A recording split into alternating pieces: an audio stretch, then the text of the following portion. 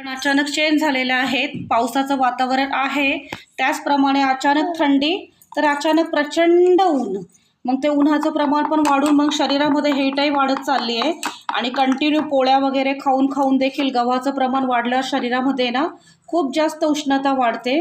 त्यामुळे मी हे नाचणीचं म्हणजेच आपल्या रागीचं आंबील बनवणार आहे.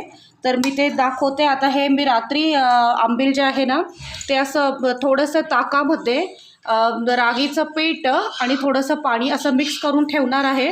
दुसऱ्या दिवशी पाणी उकळायला ठेवायचं, त्यात मीठ टाकायचं आणि हे मिश्रण त्यात टाकून छान असं उकळी काढून घ्यायची.